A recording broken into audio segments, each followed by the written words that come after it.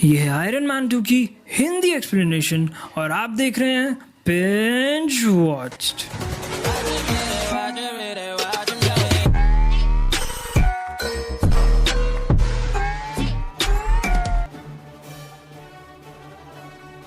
अगर आपने पिछली 2 वीडियोस नहीं देखी जो हैं all Marvel movies in chronological order जो कि स्पॉइलर फ्री है, उसमें आपको मार्वल मूवीज के सीक्वेंस में देखनी है वो पता लग जाएगा।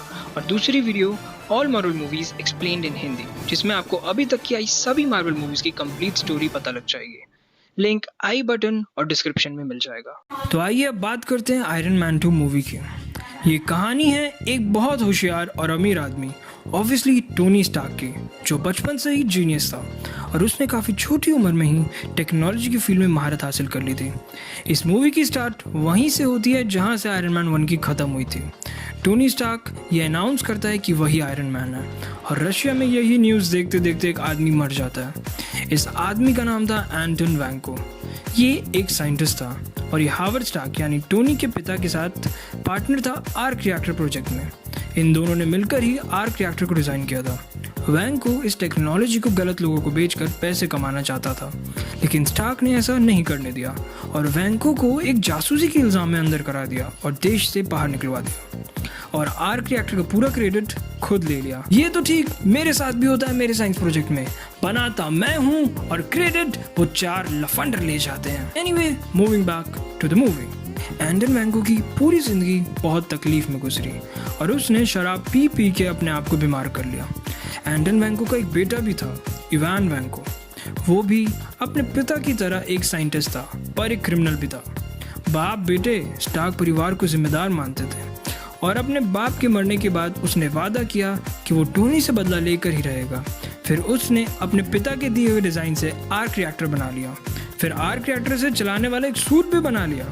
वहीं दूसरी तरफ टोनी स्टार्क एक बहुत बड़े सेलिब्रिटी के नाम से फेमस हो जाता है। उसने अपने देश को कई खतरों से बचाया, फिर भी गवर्नमेंट उसके सूट को एक खतरा मानती थी और वो चाहती थी कि आयरन मैन वो सूट उन्हें दे दे, पर टोनी अपनी टेक्नोलॉजी को गवर्नमेंट को बेचने से मना कर देता है। टोनी स्टार्क को ये पता चलता है कि उसके आर्क रिएक्टर की वजह से उसे ब्लड पॉइजनिंग हो रही है। उस रिएक्टर को पैलेडियम नाम के एक मेटल से पावर मिलती थी, लेकिन धीरे धीरे वही उसकी बॉडी में जहर फैलाने लगता है। बट पैलेडियम के अलावा कोई भी और एलिमेंट उसे नहीं चला सकता था। लेकिन अब जो बॉम्ब के टुकड़ों को उसके दिल में घुसने से रोक रहा था, अब वही रिएक्टर उसकी बॉडी में जहर फैला रहा था और टोनी के आयरन मैन सूट यूज़ करने से ये पॉइजनिंग और इंक्रीज़ हो जाती है। वो इस तकलीफ़ के बारे में किसी को भी नहीं बताता और वो अपना एंड नियर होते देख अजीब हरकतें करना शुरू कर देता है। वो अपनी असिस्टेंट पेपर पॉट्स को अपनी कंपनी का हेड बना देता है और अपने लिए एक नई असिस्टेंट रख लेता है। एक बार स्टार्क एक रेस में हिस्सा लेता है, बट इवान वैंको वहाँ पर अपना सूट पहनकर आ जाता है और आयरन मैन पर हमला कर देता है। आयरन मैन अपना पोर्टेबल सूट पहनकर उससे लड़ता है और उसे रोक लेता है और इवान को गिरफ्तार कर लेता है। टोनी बाद में जब वैंको से मिलने जेल जाता है तब उसे उसकी सच्चाई के बारे में पता चलता है, लेकिन टोनी यहाँ एक गलती कर देता है। वो वैंको को उसके सूट के एरर्स और उनकी करेक्शंस बता देता है और वैंको उससे सीख कर अपने सूट में अल्ट्रेशंस कर लेता है और ये देखकर जस्टिन हैमर, जो कि टोनी स्टार्क का कॉम्पिटिटर था, खुश हो जाता है और उसे जेल से फ्री करता है और उसकी डेथ फेक करके उसे अपनी कंपनी में रख लेता है और उसकी मदद से आयरन मैन सूट जैसे सूट्स बनाकर वो गवर्नमेंट को बेचना चाहता था। वहाँ आयरन मैन अपने बर्थडे के दिन काफ़ी नशा कर लेता है और अपना आर्मर पहनकर बहुत तमाशा करता है और उसका दोस्त रोडी उसका दूसरा आर्मर पहनकर उसे रोकने की कोशिश करता है और फिर उनके बीच में छोटी सी लड़ाई होती है। वैसे तो आयरन मैन के सूट को कोई भी टोनी के परमिशन के बिना छू तक नहीं सकता था, लेकिन अपने मरने के डर से उसने अपना सिस्टम रोडी के लिए अनलॉक कर दिया था। अब वो पार्टी के बाद रोडी उसका सूट लेकर चले जाता है और क्योंकि वो एक गवर्नमेंट ऑफिशियल था, गवर्नमेंट को फाइनली आयरन मैन का सूट मिल ही जाता है और वो इसे जस्टिन हैमर से अपग्रेड कराता है और वो मॉडिफाइड सूट का नाम वॉर मशीन आर्मर था। वहीं निक फ्यूरी आयरन मैन से मिलने आता है। वो उसे बताता है कि उसकी नई असिस्टेंट, जिसका नाम था नताशा रोमानोव उर्फ ब्लैक विडो, एक जासूस है क्योंकि वो बहुत अजीबोगरीब हरकतें कर रहा था। और फिर फ्यूरी उसे बताता है कि उसके पिता हावर्ड स्टार्क ने शील्ड में रहकर बहुत इन्वेंशंस करे और कुछ सामान अभी भी वहीं हैं।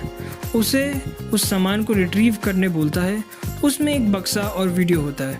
उस वीडियो में एक हिडन मैसेज होता है और स्टार्क उसे समझ जाता है। जिस समय हार्वर्ड ने आर्क रिएक्टर बनाया था उस समय उसने उसके लिए एक एलिमेंट डिज़ाइन किया था, लेकिन टेक्नोलॉजी के ना होने की वजह से वो उसे उस समय बना नहीं पाता और पैलेडियम का यूज़ करता है।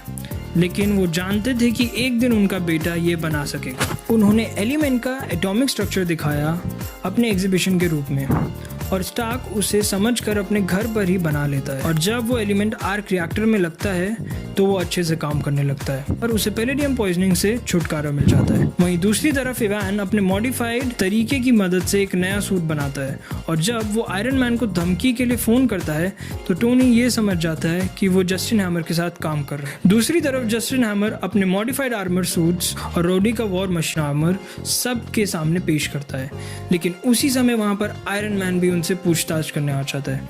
इतने में इवान वैंको सारे आर्मर सूट्स को कंट्रोल करके और रोडी के वॉर मशीन को हैक करके आयरन मैन पर हमला करने लगता है और आयरन मैन इन सबको पब्लिक से दूर ले जाकर डिस्ट्रॉय करने लगता है। इतने में जस्टिन हैमर को गिरफ्तार कर लिया जाता है और वहीं नताशा रोमानोव इवान को पकड़ने हैमर इंडस्ट्रीज में जाती है, लेकिन वहाँ कुछ नहीं मिलता। बट वहाँ रोडी के वॉर मशीन आर्मर का कंट्रोल होता है और वहाँ से नताशा उसे हैक करके इवान से उसका कंट्रोल वापस टोनी पे शिफ्ट कर देती है और फिर टोनी और रोडी उन सब ड्रोन्स को एक एक करके तबाह करने लगते हैं और फिर इवान वहाँ आ जाता है और आयरन मैन और रोडी दोनों उस पर हमला करने लगते हैं और इवान आयरन मैन को मारने की आखिरी कोशिश में मारा जाता है। फिर लेटर ऑन निक फ्यूरी उनसे मिलता है और कहता है कि वो अभी एवेंजर्स टीम के लिए फिट नहीं है और उसे अभी सिर्फ शील्ड का एडवाइज़र रखा जाता है।